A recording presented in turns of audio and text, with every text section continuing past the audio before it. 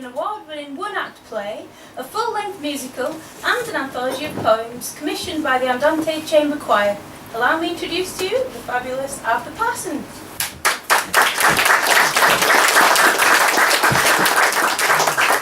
I have to say I've never been called fabulous before. It's always a first. Long may it continue. Why not? The last 3 years, Andante Chamber Choir and a couple of other choirs required pieces in between particularly difficult pieces of music so they could bring on the oxygen equipment, have a breather, and so I was commissioned to say, can you produce a few bits and pieces to go in between the songs? And I learned the magic and very important proverb: never work with children and choral conductors. This is from a concert that was originally called A Calendar of Song, a song for every month of the year. So this is a bit of a calendar of verse. A bit different, I hope. We'll start off, because it's February, in February. And like most poets very rarely write things that are happy and wonderful. It always has a miserable ending. This is no exception. It's supposed to be a sonnet, I hope it is. You cannot know the pain I daily feel, the angry sadness, the hungry wanting. Each time the snapshot of our final meal brings the tearful ghost, the bitter haunting. It will not leave, no matter what I try, its pride of place upon the mantelpiece. My hand will not remove it from my eye, and so, my love, that hurt will never cease. Your lips meet mine in sunny daylight dreams, and mouth farewells at each darkening sky. The union I crave, hopeless it seems, and yet your memory won't say goodbye. Is this the hell all those who sinned must share?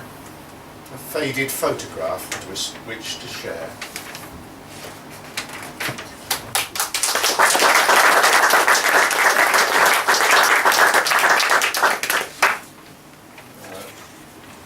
This was written in May in a friend's garden. There is no peace in this placid place, where rain pearls play on dark veined leaves, and spiders hammocked on silken weaves, staring optimistically into netted space. Creatures carelessly court their chosen mate, parading, displaying their virility in a never-ending cacophony. With vain hopes, it will their charms inflate. But danger looms in every nook and shadow, clothed in scales, fur, and fluttering feather. And even the unseasonal Scottish weather can bring to groom and bride a baleful sorrow. Hawks hover anxiously, peering, plotting their clawed attack on mousy mammals, skulking in shrubs and deadwood piles, still a stove with stomachs knotting. An artful rainbow seeks to pastelize the view, charm our weary eyes, colour the stark reality that even in May life can suffer from mortality. Plants, birds, spiders, snakes, and even you.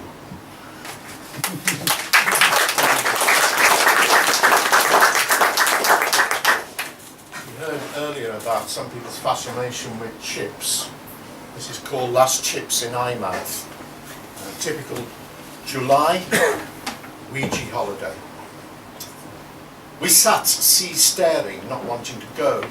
The all-embracing tidal flow slapped the cracked muddy creeks, scrubbing their crabby cheeks under the blind porthole gaze of wooden-bob boats, all ablaze with the day's last bloodied light, as the dying sun drowned in the night.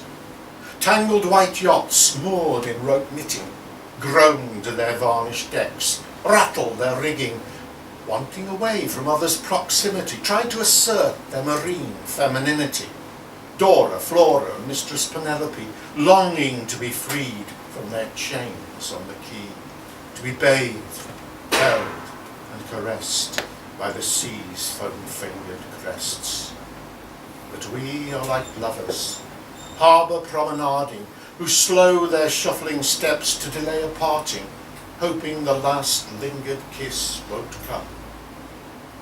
This town, with its plastic flotsam and jetsam, its cans and bottles and tattooed bums, battered straw hats and tire-bellied mums, anchors with memories of cuddles and smiles on talk-walk beaches for steep cliffed miles. Our time here's expired, another place calls, with screeching brake pads not wheeling seagulls, the daily drudge of wage-chained endeavour, unaffected by tides, inclement weather, or the muscular ripples of planetary power, ruled instead by banks in high-rise towers, where wheels sail by as the salt wind screams, battening hatches, secure in our dreams.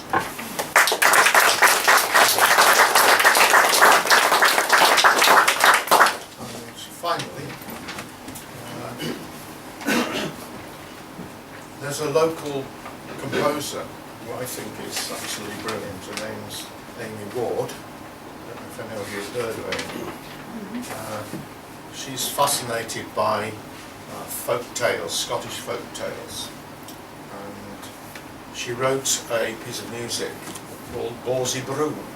Anybody know a Borsey Broom? A Borsey Broom, apparently, in the Highlands, is a little gremlin.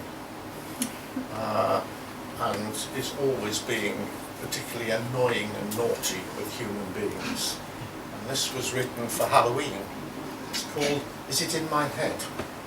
I can't do the Scottish accents, it should be heat really, shouldn't it? Is it in my head, the witch I dread, the witch that whirls and twirls and twists, black thoughts in cauldrons of the night, and hides missing rings way out of sight? Or is it that goblin, a Borsey Broom, who trips and nips whenever the moon is lost in the mist, and grabs your wrist when holding a glass, so you miss your lips? Is it in my head, the witch I dread, the witch that whirls and twirls and twists, unscrews my feet so both are left and neither right, so ankles turn and twist and start to fight, kick out and maim the sleeping hound, who cries in fright and bites my leg? Begone, I cry, so I might rest. I plead, I beg, in the dead of night, when kirk bells toll and witches bite. Is it in my head, this hallowed night? Or is it that goblin just out of sight?